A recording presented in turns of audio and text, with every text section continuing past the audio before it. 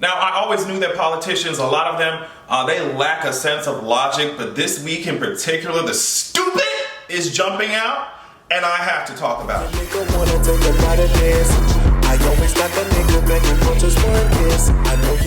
sure you check out patreon.com/AdrianExpression. Just put up a new podcast episode up there entitled, Yes Ma'am, That's a Catfish. And it's just titled that way because in the beginning of the episode, I talk about how it felt to be on stage and, you know, like performing my song for the first time in ATL. Like, it was just cool. It was just so cool. And of course, I addressed all of the other topics that the patrons wanted me to talk about in that episode, so make sure that you go check it out. So like I said, a lot of this video is going to be focused on dragging the entire shit out of these really trifling ass politicians. I'm going to get to it in a second, but before that, I feel like we need something positive, something fun, something beautiful to lift our spirits. Beyonce covered Harper's Bazaar's icon issue. Obviously, I love all the pictures. She looks really beautiful. I think my favorite look is this black, especially with Miss Black Beauty standing on the side. It was just, it was just really cute. It was cute. I loved it, but I really was drawn in by the interview, and kudos to them for actually asking her good questions. You see what I'm saying? But yeah, in the interview, she just did what she always does, tell us to mind our goddamn business. She talked about her creative and artistic journey, like throughout her life. She also was saying, but not verbatim, she said like, you know, just because I'm not showing y'all all sides of me all the time does not mean that I don't have no personality. I was like, oh shit. And we already knew this, but she like really confirmed again that she's working on new music. She said, with all the isolation and injustice over the past year, I think we are all ready to escape, travel, love, and laugh again. I feel a renaissance emerging. She said that she has been in the studio for a year and a half. I mean, she talking about choruses can have up to 200 stacked harmonies. She be working. That's what she's saying. Like, I be actually in here fucking working. Now, since she's talking about, it sounds like she's going for fun, cute music. Are you gonna give us a B-Day part 2? I just need the spirit of B-Day. I don't know, girl. It was just given. It's okay, sweetie. If you're the only one on your album, I promise it's okay. Like, it's okay. It's okay. And something else I thought was funny, she talked about how she went to these like some agency or some shit, and they said, well girl, if you do black and white photos and videos, you're not gonna sell, your fans don't like that shit. And she was just like, girl, what are you talking about?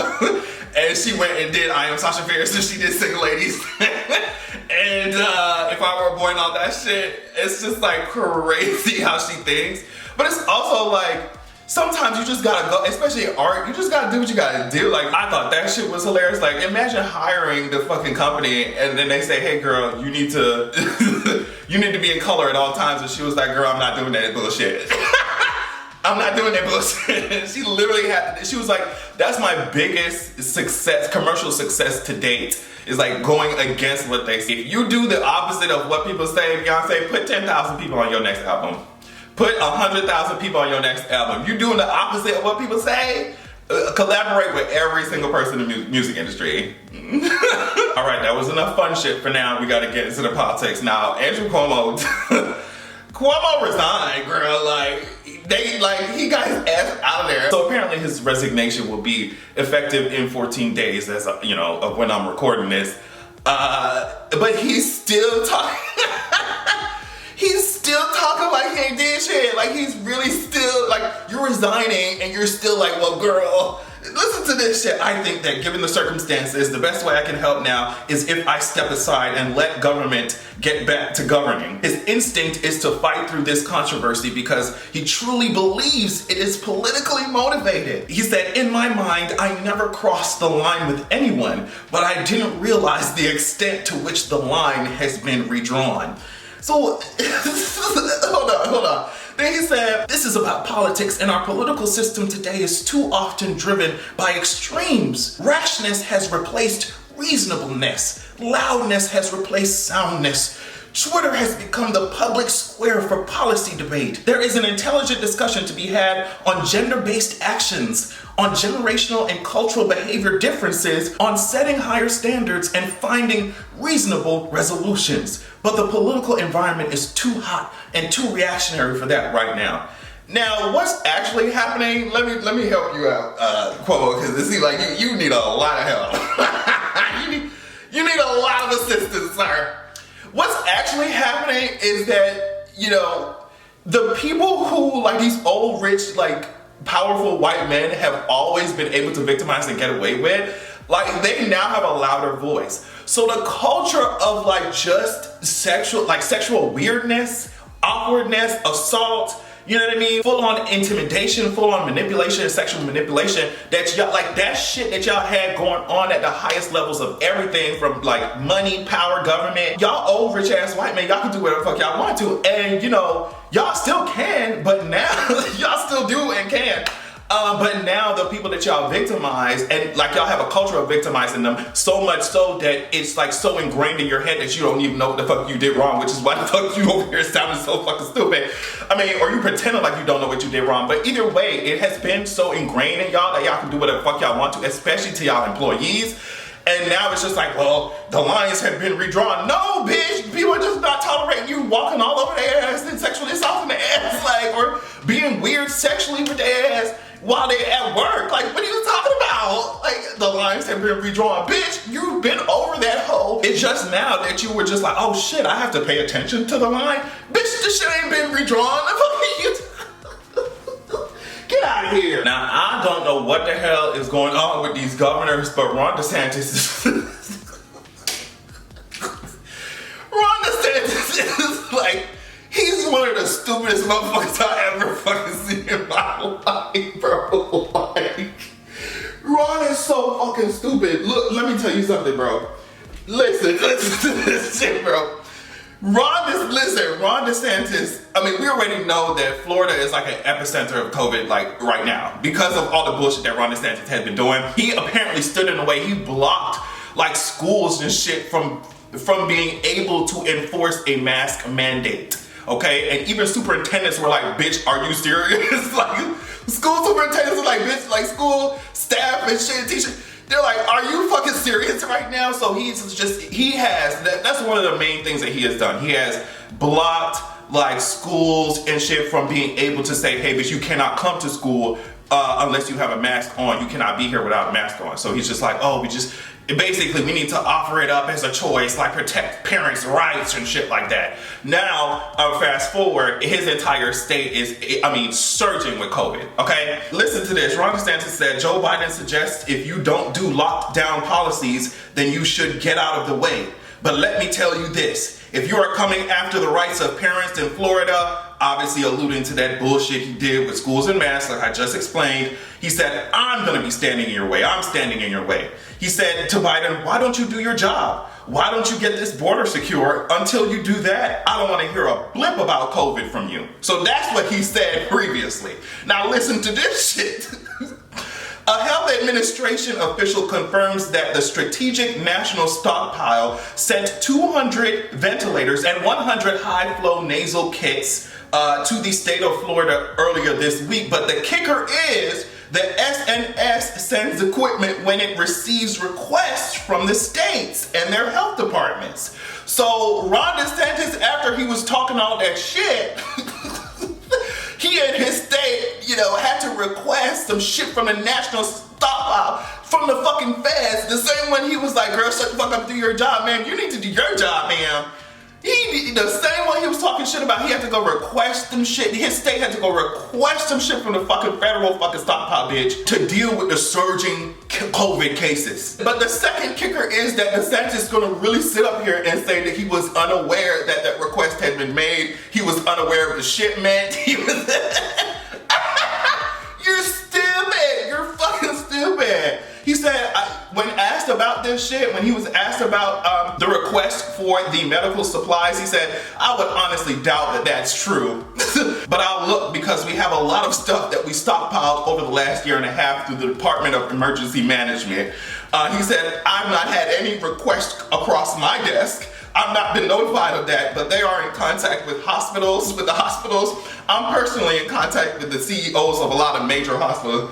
Okay, Ron, where the fuck is Rufus?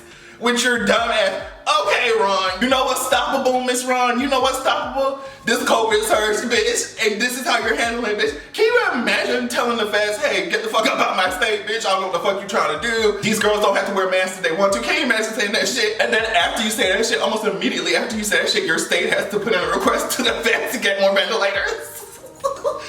Shut the fuck up. Shut the fuck up. So if you're wondering why Cory Booker was trending and why he was in the news, Cory Booker, let me just read this shit. Cory Booker was praising Tommy Tuberville. I don't know if that's how you pronounce his motherfucking name. I promise you, I don't care. Tommy Tuberville's non-binding agreement. So he was Cory Booker. This is the reason why. He was energetically praising. Look at this shit. Look at Cory Booker. Energetically praising Tommy Tuberville's non-binding agreement to punish localities that defund the police. Okay, so Senator Tommy Tuberville's amendment to the Democrats' 2022 budget resolution would cut federal funding to local governments that defund law enforcement. Because Tommy Tuberville's ass was up there, talking about, oh, well, girl, we can't have all these Dems, talking about defund the police, and I'm putting forth this fucking resolution or amendment or whatever. And Cory Booker was like, oh my gosh, we got him. This is what he said. This is a gift. If it wasn't a complete abdication of Senate procedures, I would walk over there and hug my colleague from Alabama. There are some people who've said that there are members of this deliberative body that want to defund the police. My horror. This senator, he's talking about Tommy Tuberville, has given us the gift of finally, once and for all, we can put to bed this scurrilous accusation that somebody in this great esteemed body would want to defund the police. So yeah, he was over there just excited. Yeah, well, now we got them. They really think that we want to defund the police, and actually we fucking don't. And I'm just like, okay, you're very excited that Democrats have the same stance on this shit as Republicans, and I'm not seeing what is there to, what sparks joy? Why does that spark joy in your heart? But he was completely correct because the Democrats voted for that shit. The shit passed 99 to fucking 0. They said, girl, they passed the fucking amendment that he was excited about. So he was like, he was right about his party, but I'm fucking mad that he was. Forbes says Senate Democrats on Tuesday night and Wednesday morning repeatedly voted to pass Republican bills penalizing localities that defunded the police, preventing the implementation of the Green New Deal and more. But the legislation was all non-binding, allowing Democrats to dodge messaging bullets without real policy consequences. I feel like without real policy consequences should just be the Dems' tagline. 95 senators voted for some Republicans' fucking amendment to hire 100,000 new police officers, hundreds of millions of dollars, and also it's an extension of a program that Biden got passed in 1994 when he was a senator. So it's just like, wow. I said that the Democratic Party would have like a shitty time next election cycle, but I didn't realize it was gonna be this bad. Like, this shit is really. Cory was over there just excited, like, yeah, girl, why the fuck are we gonna? Of course. Why would we ever think about defunding the police? Matter of fact, we're gonna hire 100,000 more of them. Yay! I hate it here. Mariah Carey, I am so sorry that you had to wake up and find your name next to R. Kelly's name in the headlines because your ex, this nigga Nick Cannon, done put your name there. I can only imagine how annoyed you must feel every time you wake up and see your motherfucking name in the news, in the headlines, next to Nick Cannon. Now Nick Cannon got your name next to fucking R. Kelly, bro. Like, I know you be wanting to put Nick Cannon inside the cannon. I know you do. Apparently Nick Cannon was over there on some interview, and he was asked, like, who could you see going up against Mariah Carey in a versus? And he was just like, this is what he said. The only person in this day and age that could have gone against Mariah Carey because she writes all of her songs, she actually produces all of her songs, she puts the songs together and performs them at a high level is R. Kelly. That's what he said. And he said, he just admitted that shit would not happen. It's not gonna happen because of his personal endeavors and all of the things. Wow. Really interesting way to describe that, personal endeavors. Anyway, there's so many people alive, especially women alive, that he could have chosen. It's just so annoying. I just can't, like I said, if I was Mariah, I would literally be rolling my eyes like, oh God, here this motherfucker go again.